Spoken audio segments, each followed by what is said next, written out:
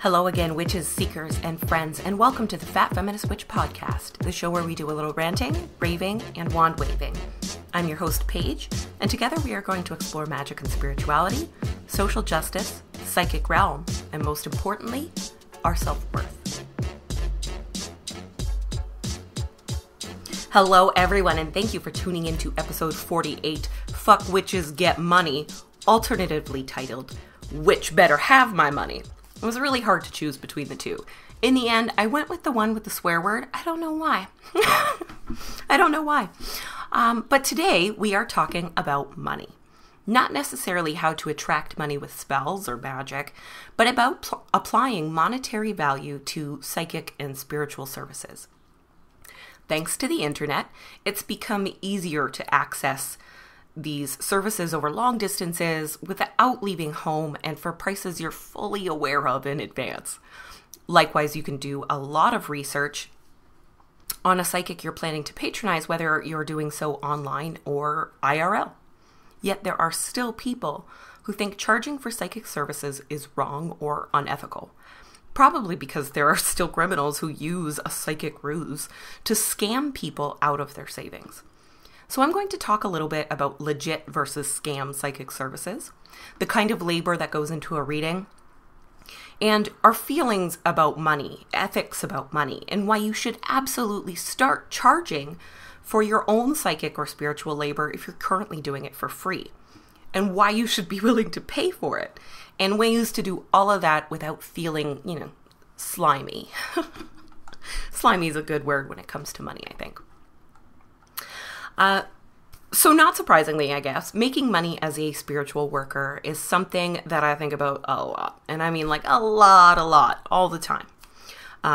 Money has never been my strong suit or my superpower. And honestly, in general, money is something I have an extremely contentious relationship with. I struggle with counting money, saving money, budgeting. In general, I struggle with truly understanding the value of money and any of those numbers.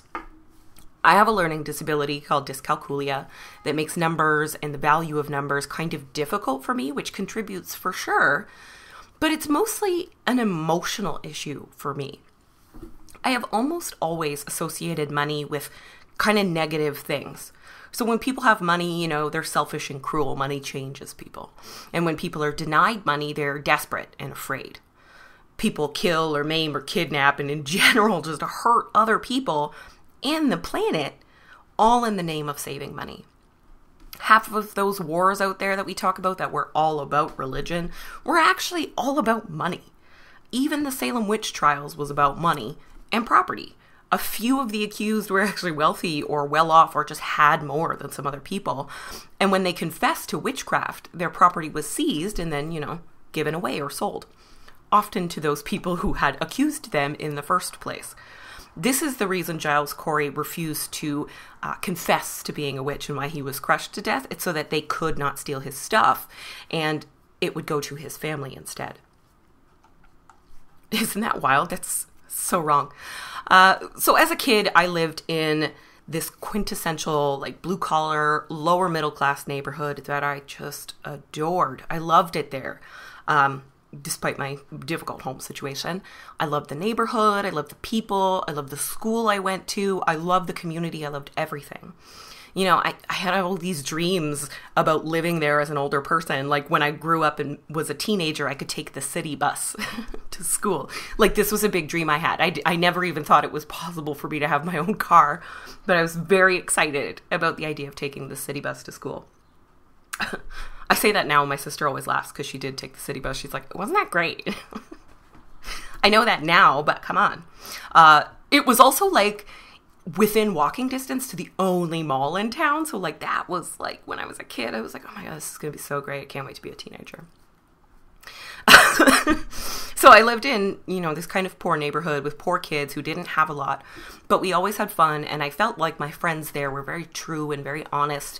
I felt like I could trust my neighbors and my teachers. I loved the school I went to and I just felt like I belonged. And then when I was 9, so yes, this is all when I was very young, we moved to an affluent suburban town just outside the city. And everything changed. The people were completely different. The ways that people interacted with each other was different. The things that meant anything to these people, the way the school worked, the cars they drove, the way they kept their houses, everything seemed to be colored by money. The town was even like overwhelmingly white. Overwhelmingly white versus the more like, diverse and multicultural neighborhood and school that I had been going to. It's so weird. I went from having a bunch of friends that were just all different. I'm not going to sit here and list races and ethnicities and stuff, but they were all different. They were all from different backgrounds, and, some even practiced different religions, and that was all very normal, to this place where everyone was white and everyone was Catholic or Protestant. Everyone was Catholic or Protestant and everyone was white, and almost everyone had money, and I didn't really. And so, I went from very much belonging in the world to being like, whoa, I don't belong in this world at all. My entire value system was, and, it continues to be, just in direct contract to those people and that town that I lived in. I don't live there anymore, of course. As soon as I was old enough, I bailed. Especially since in that town we were like dirt poor, like living in a rickety shack, not always having our utilities on, poor. So I very much stood out. And it just became them versus me, with money being that hard line that neither of us could apparently cross. But I never really thought that this was a bad thing necessarily. I thought it was difficult, but I didn't want to be more like those people. I am proud to not be a money hungry person and to not be someone who lets the amount of money someone has influence what I think about their character or their personality or their heart. I'm proud to not be a money hungry person. But in adulthood, I found that idea from when I was younger is still there, and it's been growing. And now I've really struggled to understand the value of money, and it's caused a lot of pain and anxiety. It causes a lot of instability in my life, and feelings of instability are extremely hard for any human beings to deal with. We have to feel like we have a place to belong, like we have a safe place to be, like we have enough food to eat and air to breathe and water to drink and stuff like that. When we don't, our entire like body and brain just goes into time to survive mode, I feel a lot of resentment towards money and towards people that pay me. I think this is a big problem with my entire scattered job history, is that when I'm getting paid to do a job and then you disrespect me, I feel like you think you own me. And you don't.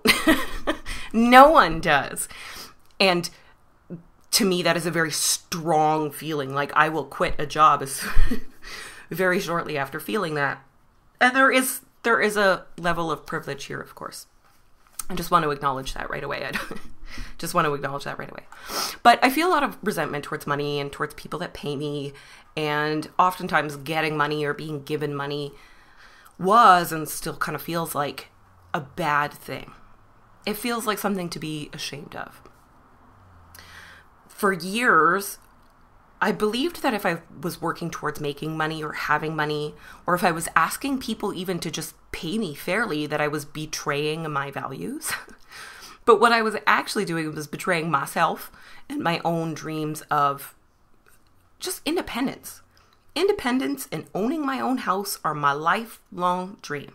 It's literally all I've ever wanted. I want to be alone and not truly need anyone to survive, which would mean that anyone that's in my life is there because I want them to be. Any stuff that's in my life is there because I want them to be, because I value it. To me, that is just the epitome of living that good life. And unfortunately, money is necessary to do that in this world. Very necessary. And it's quite a pain in the ass. 3.5 years into making this podcast and doing this work, I do live off of what I make. I don't have a part-time job or anything, though it's much less than minimum wage. Much less than minimum wage. I make in a month about what I would make, I think, maybe every 2 weeks at current minimum wage. Not easy. But anyways, money isn't even in the top 10 motivations I have ever had for making this podcast. You know, that's not why I started, and that's not why I kept it going. And in terms of what I personally get out of doing this work, money is probably the least valuable thing on that list, for sure.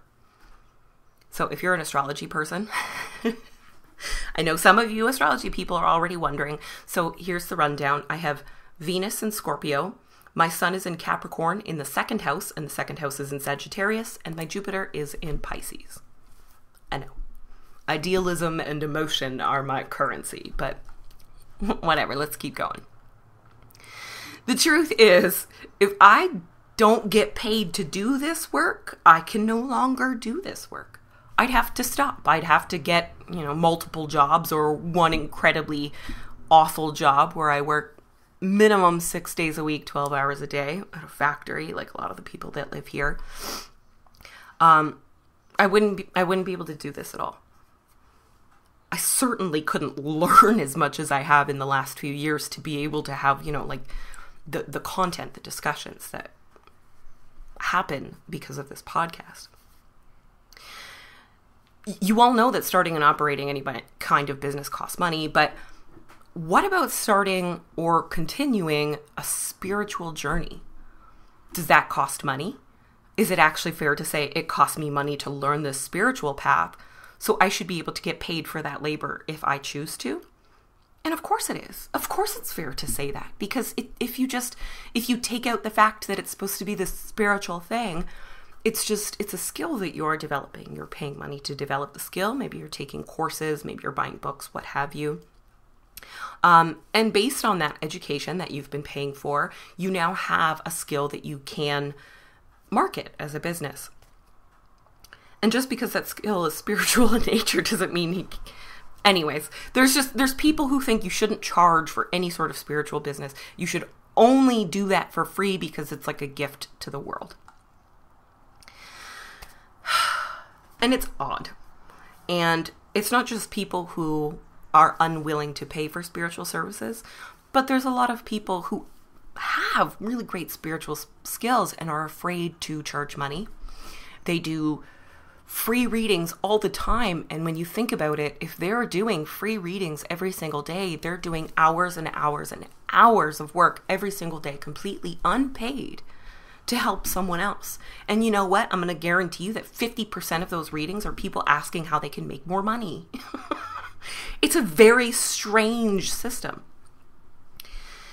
It took me more than a year after starting the podcast and living in total and debilitating poverty. Like, I had literally nothing. I couldn't eat. I couldn't afford toilet paper. I couldn't afford pads or tampons. Like, it was the worst level of poverty that I've ever been in. And I had to live like that for about a year before I agreed, okay, I cannot be mentally healthy and live this way. This isn't working. But I absolutely cannot stop doing this.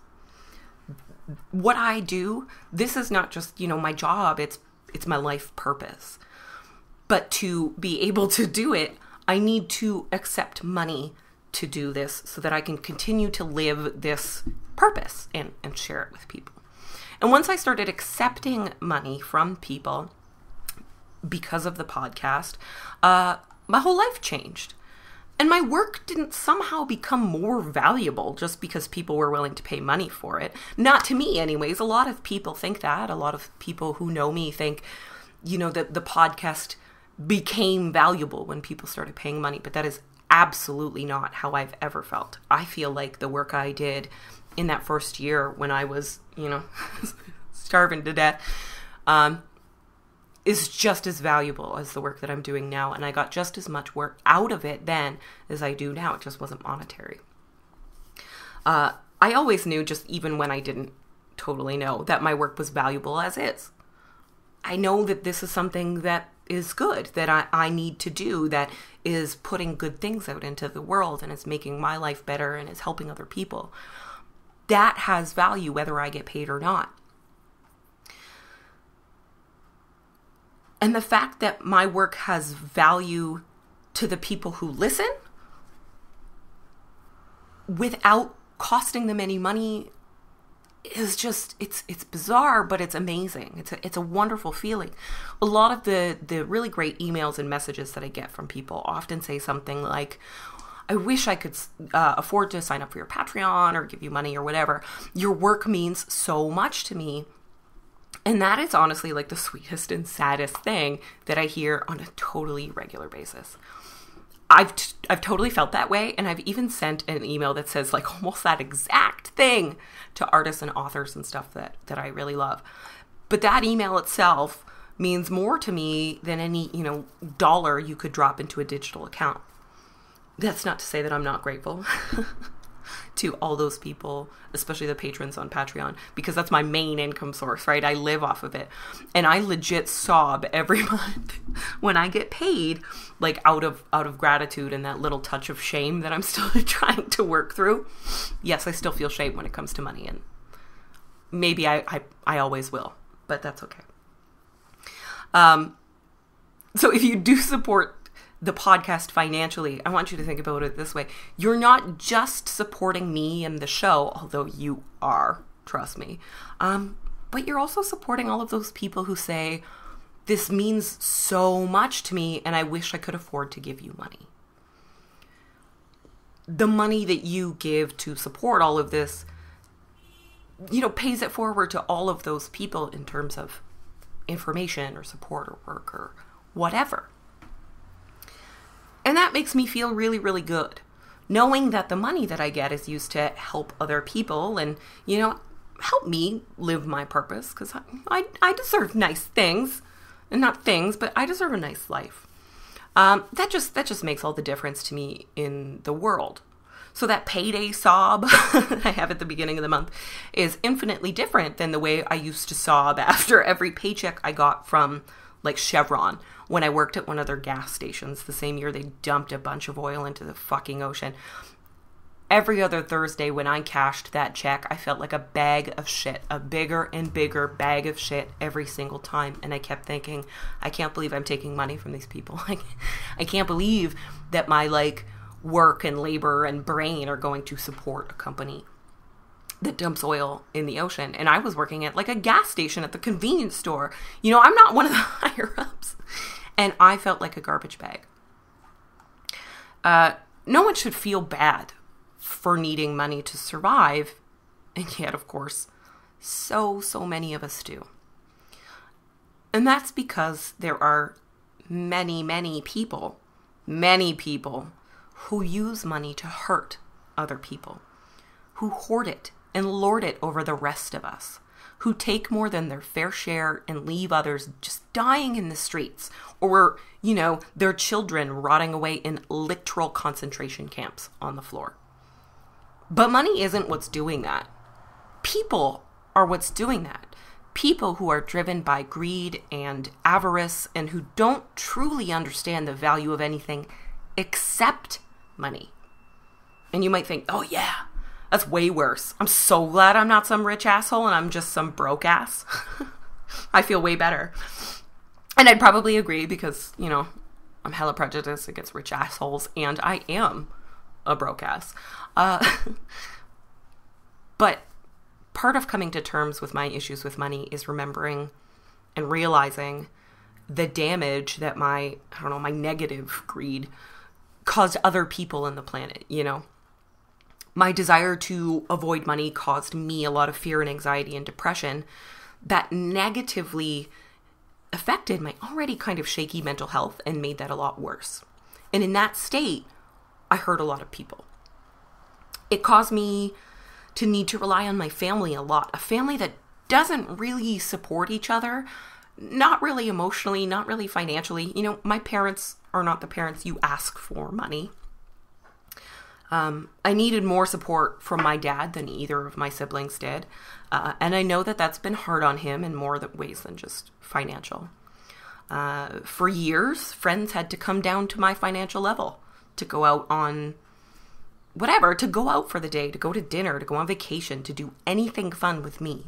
And a lot of those times, if they really truly wanted me there, they even had to outright pay for me to be involved. That's not a super fun feeling. A friend recently asked me to be one of her bridesmaids and was so concerned about the financial burden because she knows that I don't have a lot extra, that she almost didn't ask me. And she tried to let me off the hook 100 times over a few months, just in case things are getting difficult. I just want to make sure that, this isn't putting financial strain on you. I want to make sure you're at my wedding. And if all you can do is attend, that's totally okay. And that just, oh man, she wasn't trying to hurt me. She was trying to be wonderful. And she is wonderful. But inside, I felt this little bit of, this little ping of shame. And even now, the bachelorette party is coming up at a time when my budget is especially strict. And the maid of honor is like, don't worry, we're going to absorb the cost and you can pay us back if you really want, or you can contribute something else and blah, blah, blah, blah, blah. And I'm just like, oh my God, I feel like such a shit bag. I'm a very independent person and I don't ask for money ever. Like, I don't borrow money. Even getting a student loan, I was just like, oh, I don't want to borrow money from anyone. But I also know that the people who love me just aren't going to sit back and let me drown. They're not going to. Oh, I hate this about myself. Sorry. It also affected the way I spent my money. So when I'm poor, I have to spend lower amounts of money, but I still need the same things, which means I buy lower quality products. I buy stuff that is not made here in North America.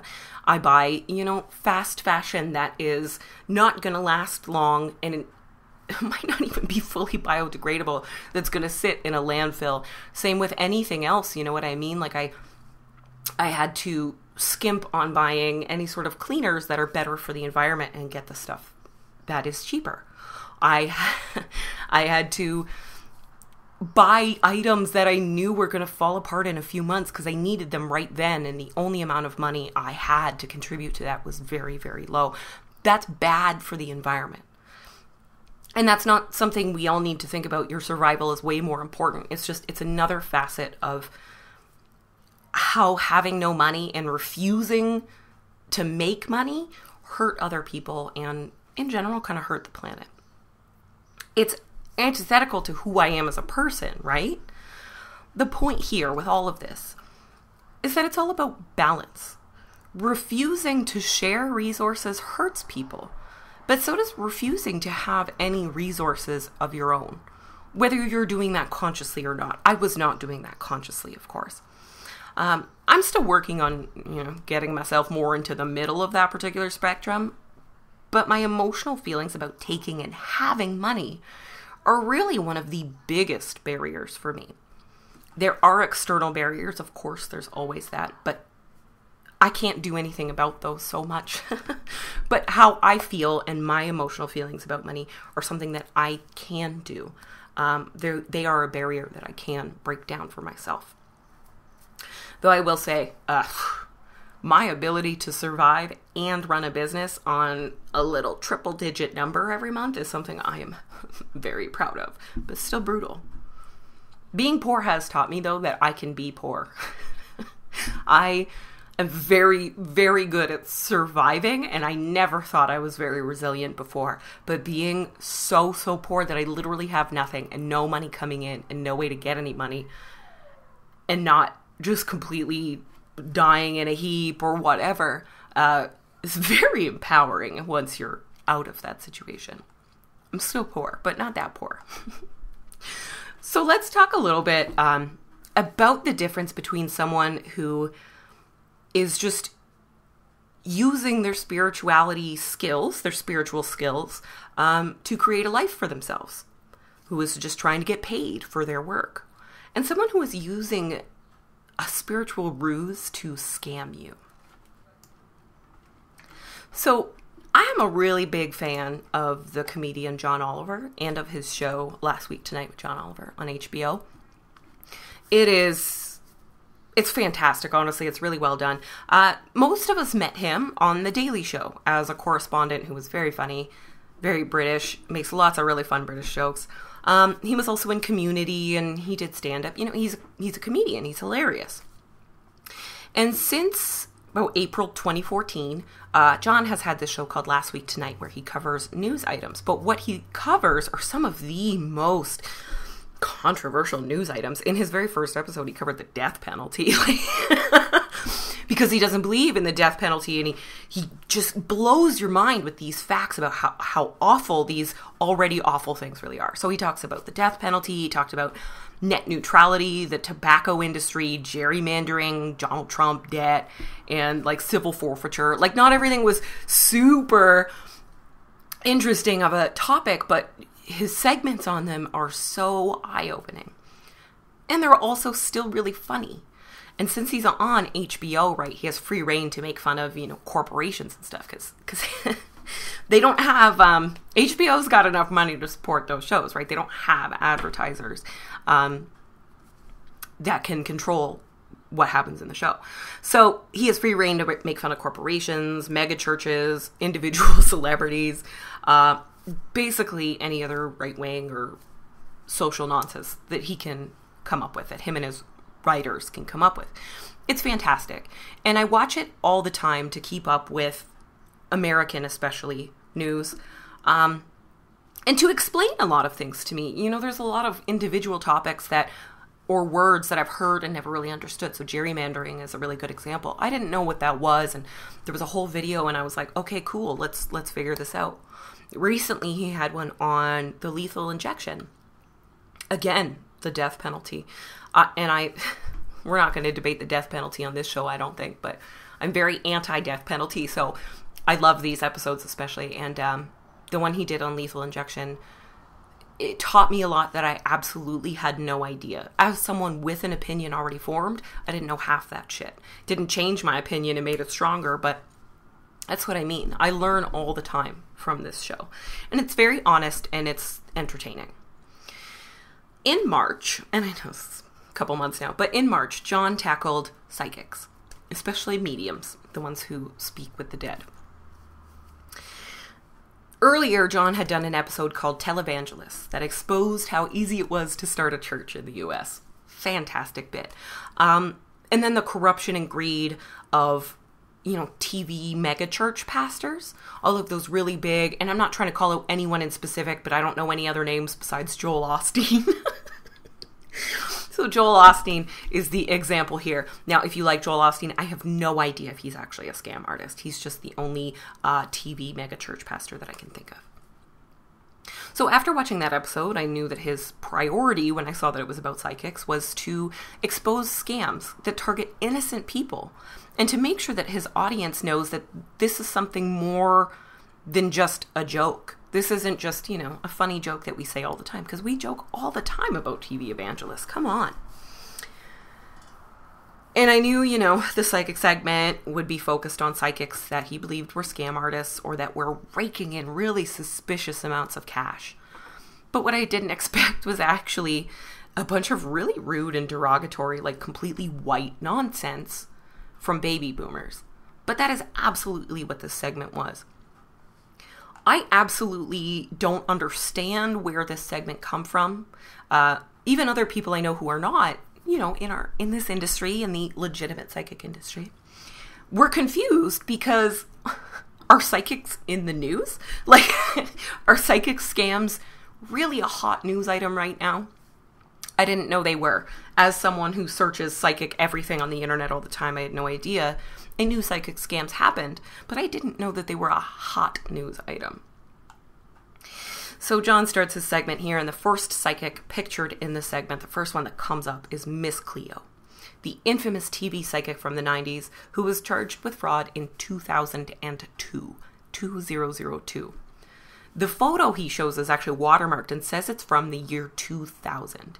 And I had to roll my eyes because talk about old news. 19 years ago? Are you kidding? Most of the young people that are becoming interested in psychic phenomena now weren't even alive to see her middle of the night commercials, John Oliver. I mean, come on, man. His main topic is what he calls the most insidious part of the psychic industry, which is mediums, who are psychics who have the ability to talk to ghosts, spirits, those who've, moved on. And he gave a bunch of examples, like John Edward and Teresa Caputo and Sylvia Brown. If you're under the age of 30, you're probably wondering, what? Who are you talking about? You might know Teresa Caputo as the Long Island medium. Sylvia Brown has been dead for literal years, and I have not seen John Edward on TV since I was a teenager. Are these really that relevant? I can't believe it. So what John failed to realize, and even mention in the segment, of course, is that there's a big difference between the psychic industry that he's talking about and the genuine psychic industry. What he's talking about are parlor trick psychics, which is a form of entertainment. And I don't want to talk shit about psychic parlors. I don't want to say that every time you see a psychic parlor that has, a neon sign in the window or fortunes told or palmistry or anything like that, that it's instantly garbage, because it's not. But those are more of what he is thinking. Those are the parlor trick psychics that he is thinking of. And most of those are just for entertainment, and they say that to you. He explains, it's laughed off as kind of a guilty pleasure in going to the psychic. And he explains how many of these mediums use mentalism tricks, like cold reading, to read a room and to read people's individual responses. They read how people respond to the information that they give out. Some will even outright research clients in advance and then present that info like a genuine psychic impression. And he's right, because there absolutely are people that do this. And there are people who have been scammed out of their entire life's fortune, life savings, their home, everything by these scam artists. And I always respect exposing that and standing up for the people who have been taken advantage of that. The problem that I found with his particular segment and analysis was there was zero effort on his part to differentiate between parlor trick psychics and genuine spiritual service providers and practitioners. He even joked that he didn't consult with real psychics because psychics aren't real, and anyone who claims to be psychic is lying. And I took a little bit of beef with that. Come on, John, that's rude. Rude. In his televangelist segment that I mentioned, it was the same. He was talking about televangelists who scam money out of their followers via letter campaigns and religious threats and pay money to get into heaven type crap. He also talked about how easy it was to set up a tax-exempt church and did it himself, right? He made his own little church. Super great episode. Honestly, it's one of the best segments that he has done. Being a comedian, he made the church and he called it Our Lady of Perpetual Exemption, which was great, and performed a really hilarious skit about it with Rachel Dratch from Saturday Night Live, who was fantastic, dressed up like the Long Island medium, Jersey accent, crazy long nails, and just totally, that was her in the psychic one. But she was spoofing these Southern televangelists to big laughs, so she was kind of like a Tammy Faye Baker type situation. And I laughed my butt off. I laughed my ass off at Rachel Dratch because she's amazing. She's hilarious. And she came back in the psychic episode, the psychic segment, and she was dressed like the Long Island medium with Sylvia Brown nails and just Jersey accent and everything. And it was still hilarious. I laughed all the way through the segment, even though I was mad. But the most important difference between this one and the one on the televangelists is that in that one, he clearly differentiates between televangelists and real churches and real, Christian spiritual people who do good in their communities. He never actually mocked any real Christian beliefs, just the practices of these unscrupulous scam artists. The average Christian could watch the segment and know that this guy was not disrespecting their faith, but exposing a toxic part of it. But this was not the case during the psychic segment for those who practice any sort of religion that includes psychic work or mediumship, or who work in this genuine psychic industry. Like I said, I laughed all the way through. I can take a joke. Don't think that's it. I know that there are tons of scam artist psychics out there. I know that every single psychic is not legit. I know that a lot of people use a psychic ruse to get money from people. And I personally feel offended when I hear someone has used a psychic ruse in a fraudulent manner, because fraud is wrong. Defrauding anyone is wrong in any way. And I don't care if someone believes in psychics or not. I don't. I don't care if John Oliver believes in psychics or psychic phenomenon. I don't care. Do you think everyone I know is like an open-minded witch? I'm Italian and French Canadian, y'all, and I'm part of the first generation on either side of my family to not be baptized Catholic or even at all. Like, I've had to calm down aunts and uncles because they were so sure I was going to hell because I wasn't baptized. Like, I've had to calm them down. But I do care if someone's a dick and makes fun of me to my face. And that's kind of how it felt during the segment.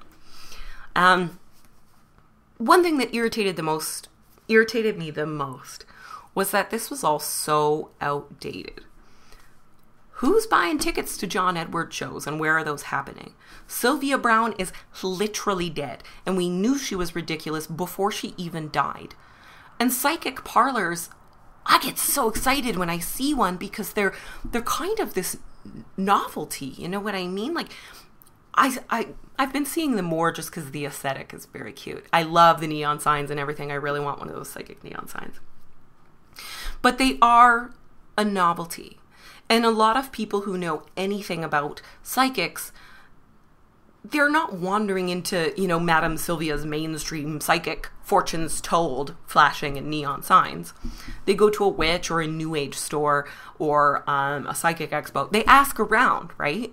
And then when they do that, no one in that new age store sends anyone to Madame Sylvia's parlor trick psychics. It's actually like completely separate. It's a separate industry.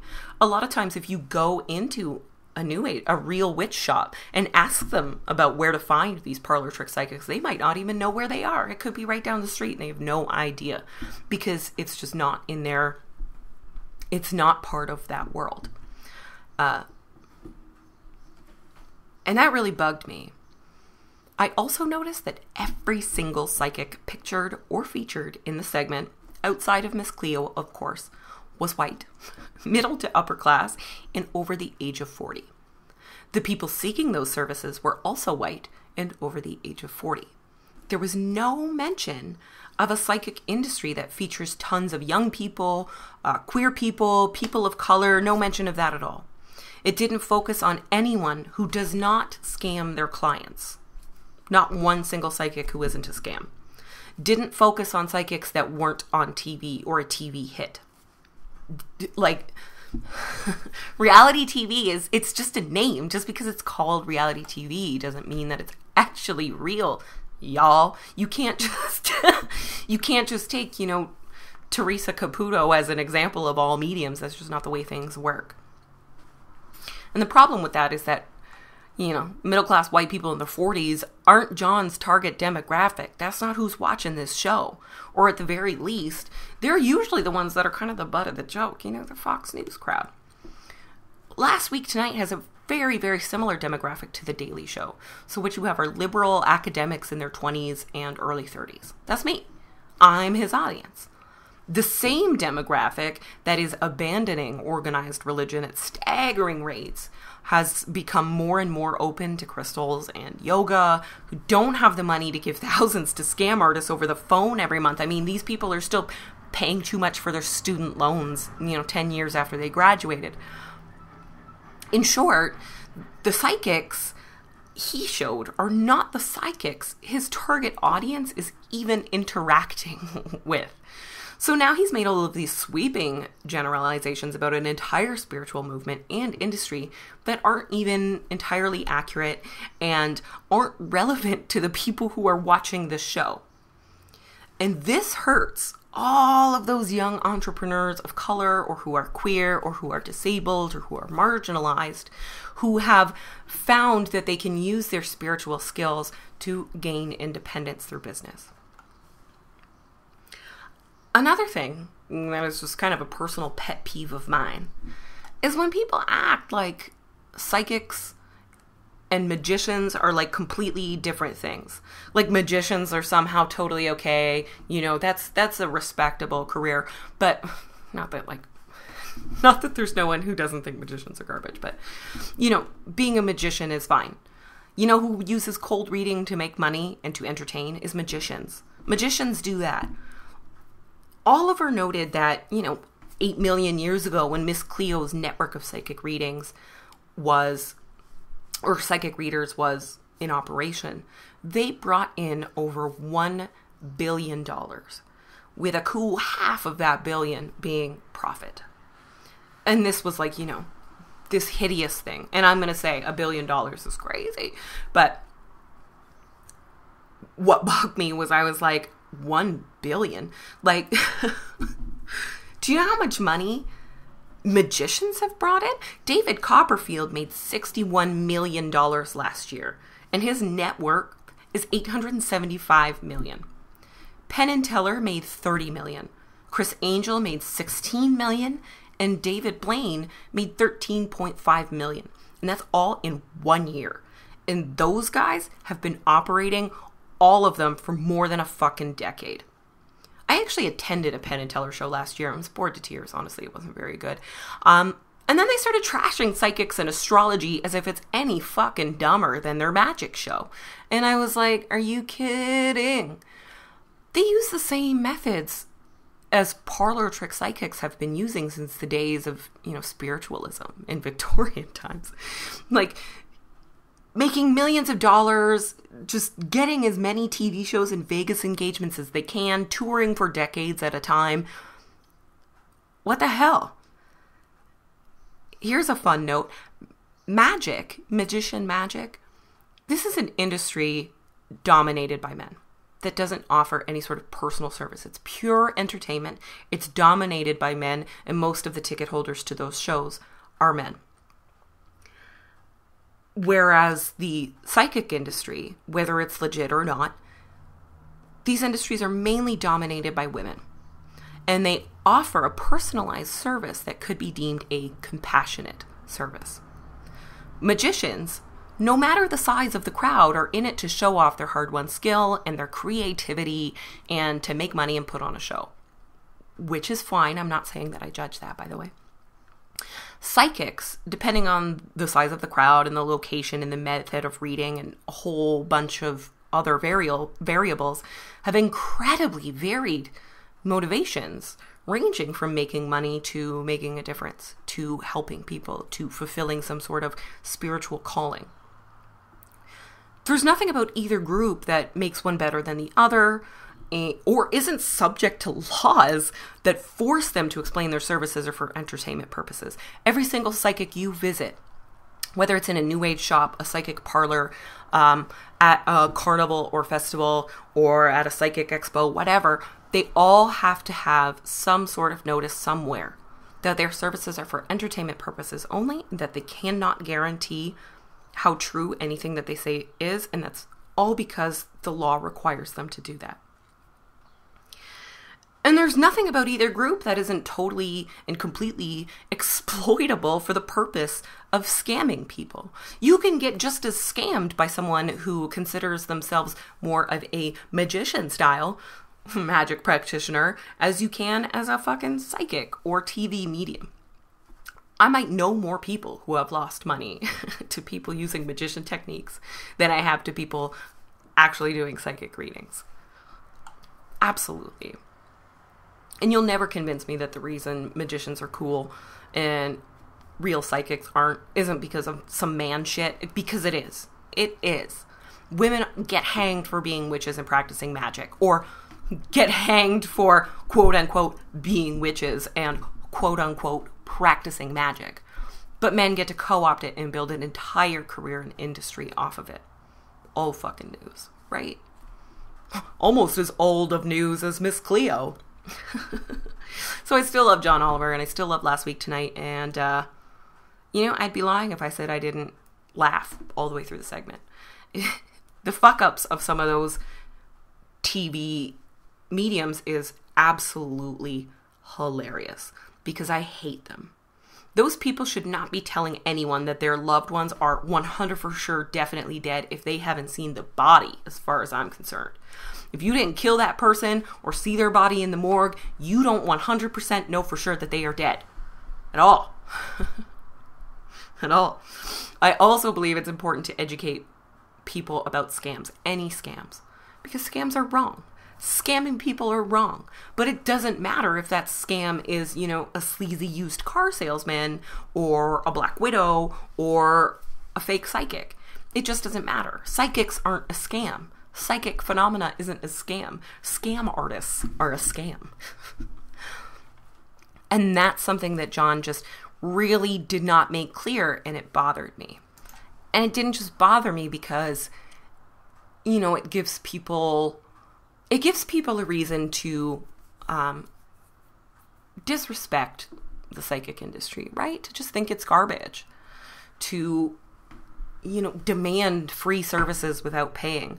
And it also makes people that have these spiritual or psychic skills that think they want to get into business for themselves using those skills, that what they're doing is unethical, or that it's wrong, or that charging for their services is not right. That for whatever reason, this beautiful gift needs to be given freely to the entire world. And that's not helpful or feasible in our modern society. Clever Kim's Curios is happy to be a proud supporter of the Fat Feminist Witch Podcast. Clever Kim's Curios makes jewelry as unique as those who are drawn to it. Featured on shows like Charmed and The Vampire Diaries, this is worn art not just drawn from nature, but featuring the power and beauty of nature itself. Using ethically sourced and purified bones, fur, and feathers, as well as magical crystals, runes, and motifs in her designs, Clever Kim's Curios resonate with innate energy, grace, and magic. Find the perfect piece of jewelry to harmonize with your inner beauty at cleverkimcurios.com or on Instagram at cleverkimscurios. Listeners of the Fat Feminist Witch Podcast can take 10% off all orders. Just use the coupon code FFWitch at checkout.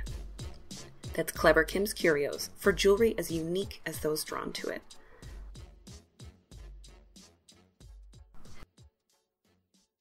The biggest criticism, as far as I can tell, that is lobbed towards psychics and magical service providers is that they charge a high price. People think, $60 for a half hour's worth of work, or maybe it's more, and that just seems extravagant, right? Maybe it's a couple $100 for a single reading that's only going to last a half hour to an hour. I wish I could tell you that there is this number that you hit. There's no magic amount that is instantly too much money. I don't have that for you. There's no way to know just by the price whether or not this service is a scam.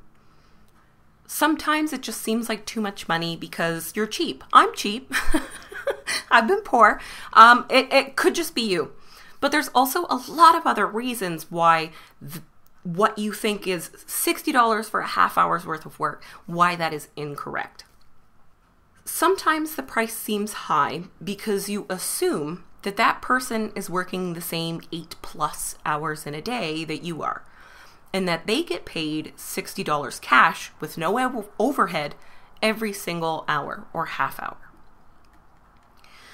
And now that I say it like that, I bet you probably feel a little bit silly. Because of course that's not how being an independent contractor works. You've gotten haircuts, right? You've gone to the salon. All that money that you hand over for the haircut, every single dollar does not go into the pocket of the hairstylist. There are tons of overhead payments, and it's the same with any sort of psychic service. Psychics have to pay rent or pay vendors' fees. They have to put aside their own taxes out of all their money, right? Because they're an independent contractor. They pay their travel and transportation costs. If it's an out-of-town gig, they pay for hotels and food and all of that. And I've never seen a psychic who works out of a store as a guest. Like the stores I worked at, we would have guest psychics come in. They always bought a whole heap of products just to support the business. On their final day, they would buy a few books and some crystals and some candles. Anything that was specific to the business, they would buy our branded items just to support the business. So, there are costs associated with working in the psychic industry, and some are definitely getting hella rich. But the average actual psychic, no, they've got all those fees. They're working a job that they love, and they have a responsibility to keep their business afloat while providing this service. And money is necessary for that. The other problem with this is that it doesn't factor in the psychic part of the labor that is involved with giving a reading. And to be fair, most people don't really know what that entails. So let's talk about it for a little bit. Using a psychic ability in an intentional and specific way like that, like when you're reading for a person, that takes a lot of energy, spiritual, mental, emotional, and physical energy. Connecting on such a deep level with multiple strangers in a day can be scary. It can be hard. It can be awesome and beautiful. It can be tiring, or it can be just plain awful and garbage. I mean, I know you guys get bad vibes off of people. You know what kind of nasty metaphysical garbage gets attached to all sorts of different kinds of people. People that don't even realize, it's there. Now imagine, you're working in the service industry. You have to smile and be super polite to a very belligerent customer. Imagine if you also have to do that with her dark psychic trash monster, and then give both those motherfuckers a refund over something really dumb, like you would in any other service industry. Doesn't that sound terrible? It sounds terrible. And those super insidious mediums that John was talking about, not the famous ones, because whatever. Those mediums, if they're legit, are surrounded at all times by 10 times the amount of people that you are. And that medium is the only one that those ghosts can communicate with. So they do. They talk, they touch, they bother, they mislead, they try to trick, or maybe even they just fawn over that medium because they need to talk to somebody who can see and hear them, or they have a really important message that absolutely needs to get passed along. Legit, as someone who doesn't really like people, alive or not, this is the exact reason that mediumship sounds like one of the hardest, psychic gifts to me. I can't imagine living in a world where I'm surrounded by people all the time. And you can't make them go, you can't call the cops, you can't get them out of here. I mean, eventually you learn to work with your whatever.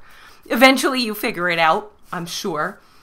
But that's just something you got to deal with all the time. I think I'd rather have something else awful, like psychic smelling, and have to breathe in everybody's stinky aura junk. And that would be a fair trade if it meant that I could pee alone for the rest of my life.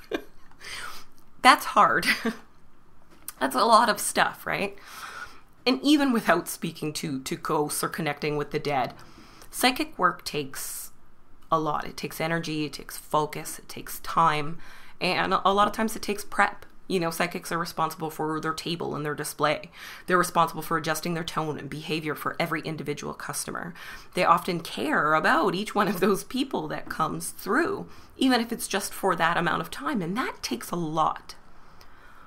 Online readers have all of that work, and then all of the work of building an online business, along with trying to get the information from this person via long distance methods, without ever meeting this person or ever getting a feel for their vibe in actual person.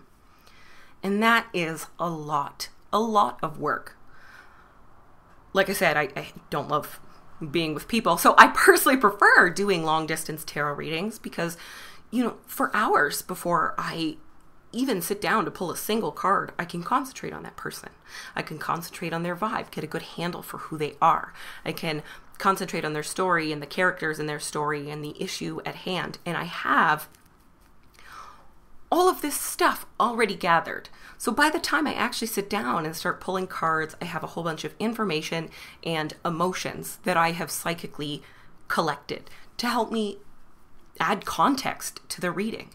And then reading the cards and the interpretation can take me a really long time. I mean, I can take that time because no one's looking directly at me, right? Being on the clock is hard. It's very hard. So I can take extra time because I like to. But that takes a lot of extra time. Like, that can even take me a couple of hours. And I mean, not to blow my own horn, but I think my readings are pretty dope. I definitely see the value of taking all that time. Those 3-card readings I do online are scary ass accurate. Like, I have people messaging me about that all the time. But when it's all said and done, I can really only do readings, not the 3-card ones, but the large regular ones, only once or twice in a whole day. I don't have I don't have infinite energy to sit there and do that back to back to back. I just can't. It doesn't work that way. So imagine, doing all that work and making like $20 to $40 for 8 hours of all of this very draining work. That's not fair to me. That's not good. That's just not good. I can't sustain that. You know what I mean? And then we have the hangover. The psychic hangover rivals any morning after drinking binge I've experienced. Like, it's so bad. For me, it's an excruciating headache, like right in the front of my brain, like behind my third eye. It's throbbing. It feels like my brain is going to leak out my eyeballs. Light is the devil. It's terrible. It sounds like a migraine. It's not a migraine. I don't get migraines. I barely get headaches. It's just, I don't know. It's always been like that. But after a day of doing lots of readings, like if I'm doing it in person and I'm at a store or I'm at, a festival or something and I do a bunch, I feel so out of it and so drained. My ears won't stop ringing. I'm like super hungry and also way too ill to think of eating. I'm so thirsty that it's like I've never even had a glass of water. Everything just kind of sucks. And that's what happens when you overextend yourself. That doesn't happen after every single reading, of course. It's not a daily occurrence to totally overextend myself beyond my capabilities. Except, how many of us, who be hustling, overextend ourselves in the name of our work on an incredibly regular basis? I'm sure a bunch of you that are listening right now get like 4 hours of sleep a night, live off of Red Bull or coffee, just because you're making your dreams come true. A bunch of psychics are doing that too, with that hangover. And that sucks. Super sucks. But it is worth it. It is worth it because someone who really wants to do this work knows what's involved, and it's worth it. And it's not just monetarily worth it, but without the monetary support, they couldn't continue to do it. They couldn't, do the things that they need to do afterwards to make them feel better, get food, get water, have a safe place to lay down in the dark, that kind of thing.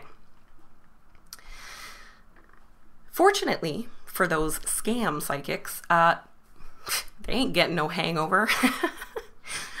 I would never say that working in any service or retail job is a breeze. It doesn't matter what you're doing because it just isn't. It's hard. But psychics who are not psychic can do a lot more readings in a day. These psychics often seem like a cheaper option at first. A reading from them might be like half the price. And what's the problem? It's going to be fun. It's going to be the same length of time. But it might not be legit. Oh well, no problem, right? But what if you believe it? What if they scare you? What if they tell you your parent is going to die or your partner is currently hiring a hitman to kill you or an ex-flame has put such a powerful curse on you that it's endangering your family? What if they are then, of course, the only person in the whole world who can help you, but it'll cost you some money? Don't laugh. The people that fall for these scams, don't laugh at them. They are victims. And I know it sounds wild and that might sound so obviously a scam, but it's not. It's not their fault because that could happen to anyone. The people that run these scams are good at what they do, scamming. And they can convince you of just about anything. It literally is their superpower. They've got that charismatic cult leader type superpower. And it can get to anyone. We're all vulnerable. at times to anyone who can maybe help us with something that's hurting us or bothering us or making our life incredibly difficult.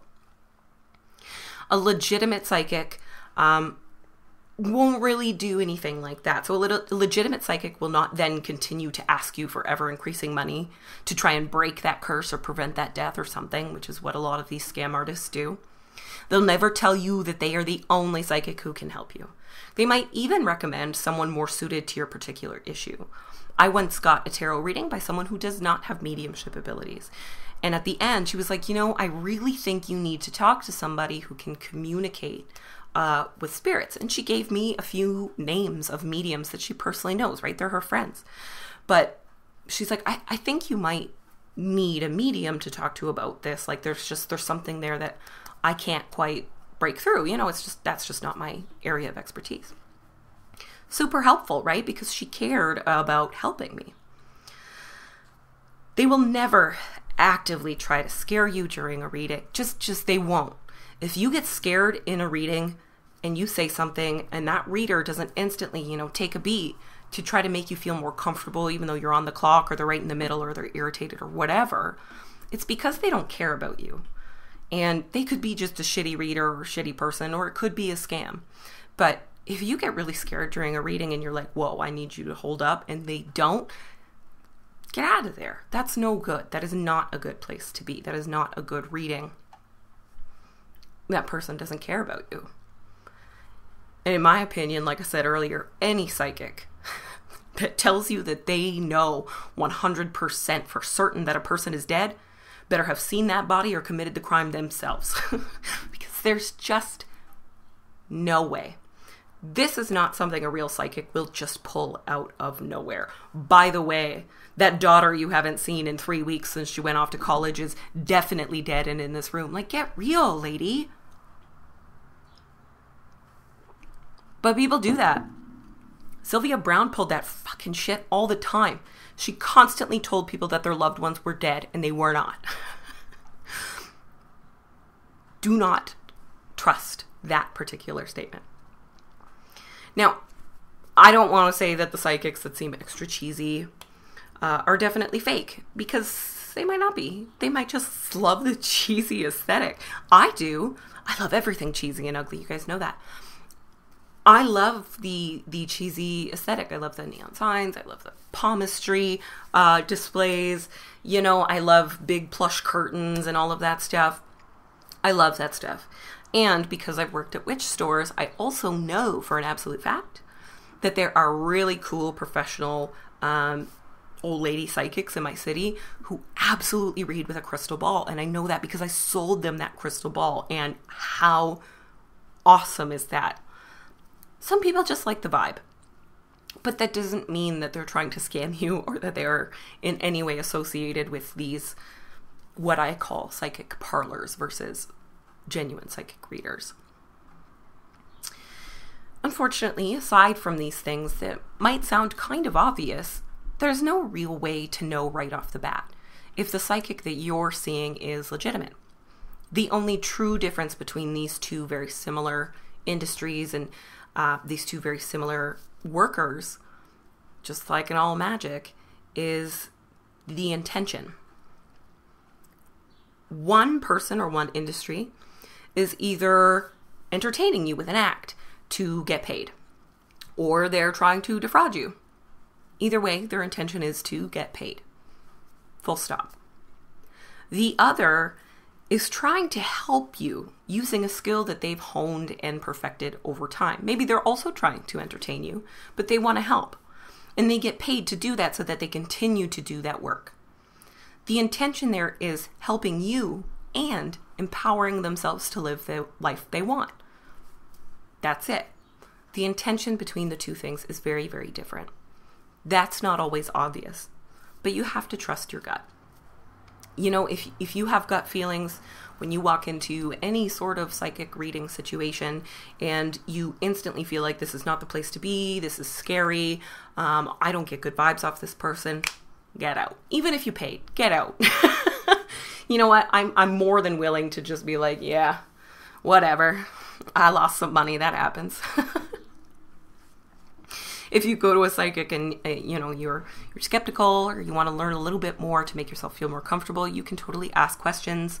Now, you can read reviews all over the internet. You can talk to others who've been to that psychic and then be really honest in your appointment. Don't try and test them on weird, personal trivia or hold back facts that you think they should just know. And know that there's always a possibility that this experience could be a waste of your money. But that doesn't necessarily mean it's a scam.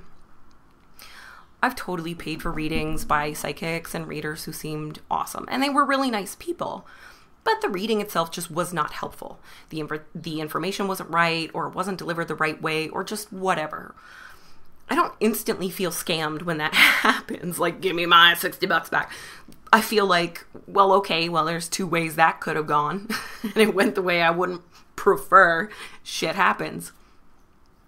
I still like the experience of having my cards read, even when the reading sucks. Honestly, I do. It's like how some people love to sit back and get their nails done or get a haircut, and it's just absolute euphoria to have this other person pampering you a little bit.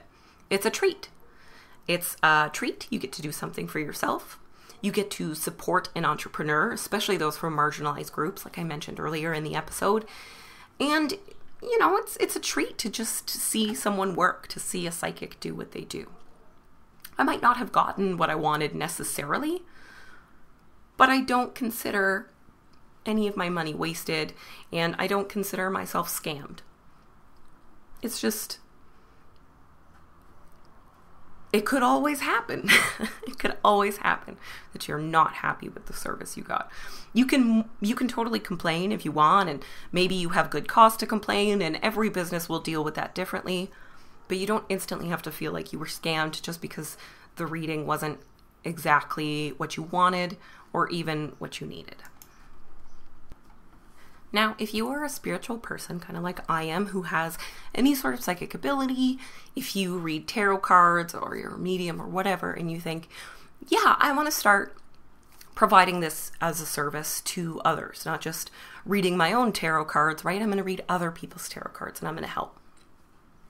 There are a lot of people that will read cards for free, and not just for friends. They offer this service totally free of charge. And that's great. If you know one of those people, hit that up.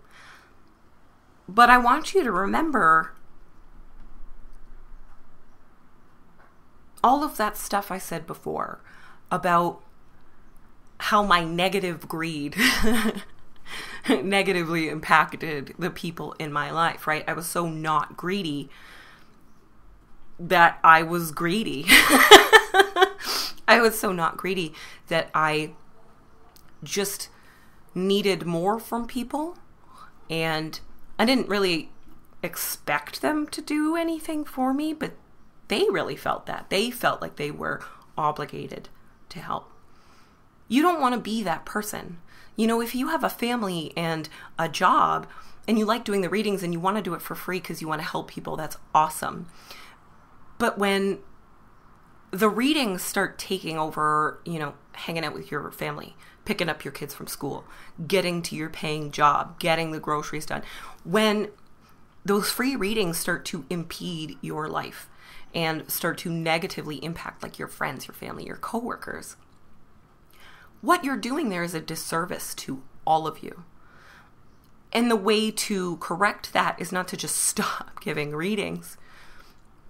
It's to make sure that you are either putting up the right boundaries to only read for certain amounts of time, making sure that it works within your schedule, still putting yourself and your family and everything like that first, or you need to charge money, and it needs to become your job, and it needs to help support your life and your lifestyle.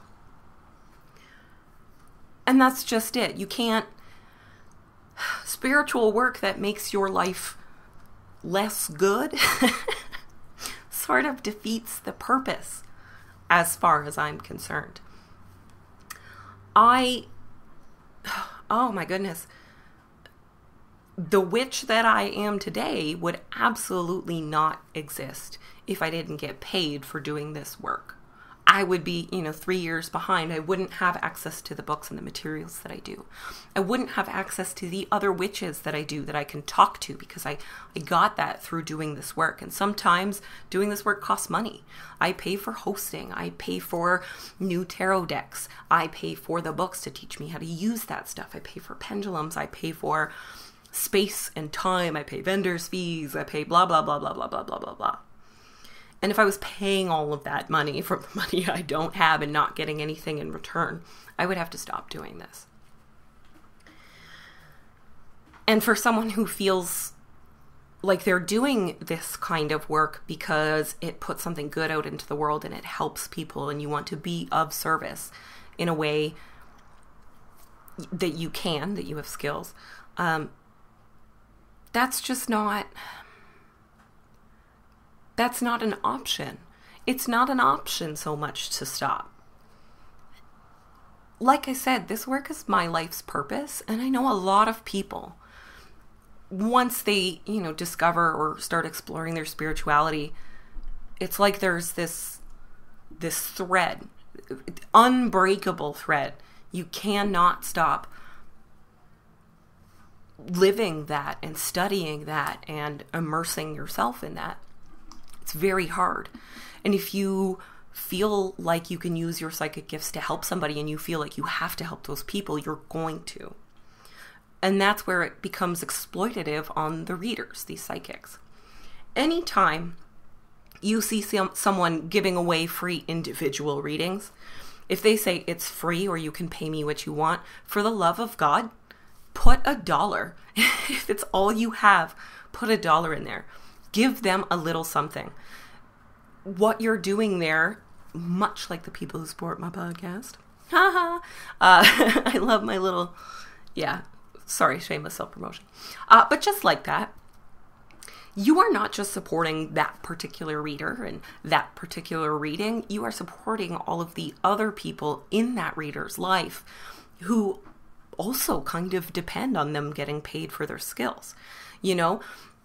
Because you gave them a little bit of money for the reading, they didn't have to take a whole bunch of extra time or to get the money to buy the groceries this week. You know what I mean? They didn't have to work overtime at their paying job to make up for the fact that they spent 3 hours with you giving you psychic advice. They get to play with their kids a little bit because you gave them some money so they don't have to work so much this week. That means something. That is a very good way to use your money and think of where you put your money. Perfectly in keeping for the theme of today's show, which is fuck witches, get money, right? I'm sure many of you noticed that in the middle of the episode, there was a little advertisement. I'm so excited about that ad. So I just want to thank Kim again, from Clever Kim's Curios. I've been thanking her, to herself. But I've been thanking her because I'm very, very excited to be able to advertise an actual witchy practitioner who sells witchy items that are really, really cool, really gorgeous, and just have really, really good energy to them already. I'm really excited to be able to advertise that. And I hope, especially after listening to this episode, that you guys will check out her website and buy some stuff. Like I said in the commercial, you get a little discount if you use my coupon code. Cool, right? If you have a business and you want to advertise on the Fat Feminist Witch, you can go to advertisecast.com/fatfeministwitch and check out the prices there and the plans that I have. That's exactly what Kim did. So thank you so much, Kim, and thank you to everyone who goes and checks her business out after this.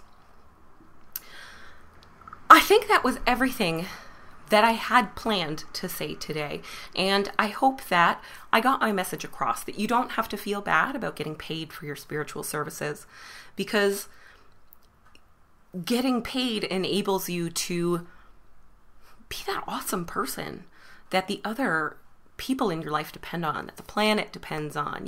You're able to be a better version of yourself because that's just one less thing that you have to be concerned about. One less thing that you have to be tired over, that you have to be stressed over, that you have to take more important emotional time out of, to deal with.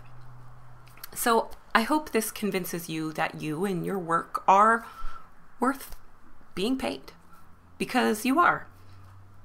That's right. We all are, friends. That's right. Super fun. So thank you so much for tuning in to the Fat Feminist Witch podcast for today. If you want to find out more about me or more about any of the topics I discussed here, you can go to thefatfeministwitch.com. Check out everything there. You can visit me on Facebook, Instagram, Twitter, and Pinterest by searching the Fat Feminist Witch. And if you want to financially support the Fat Feminist Witch, you can, of course, choose to advertise through the show. You can go to my website and click the little button that says Buy Me a Coffee, or you can click the little button that says Become a Patron. And for $10 a month, you can join my other Patreon subscribers in my private group, which I call the Witch and Bitch. Like a stitchin' bitch, but with witches. And in there, we do live meetups. We read a featured book. We deal with featured subjects, and we learn about stuff all together. There's just lots of extra content, and a lot of the stuff that we do in the group really influences the episodes that I put out later, and the books that I read, and the topics I study. So joining the group is a really good way to, make sure the stuff that you care about is being heard here on the Fat Feminist Witch. I hope you all have a beautiful weekend. There's a long weekend coming here because Canada Day is on Monday, and then Independence Day is coming up, 3 days after that for the rest of you. Next Thursday, so a week from now, you have Independence Day there in the States. So I hope you all have a wonderful Independence Day, even though your government is keeping tiny children in concentration camps. And I hope all of us Canadians have a very wonderful Canada Day, despite the fact that our government consistently lies about giving a shit about Indigenous peoples and is building a pipeline through their country. Yeah, that's about as positive as I can be. I tried really hard to even sound that festive. Have a wonderful weekend.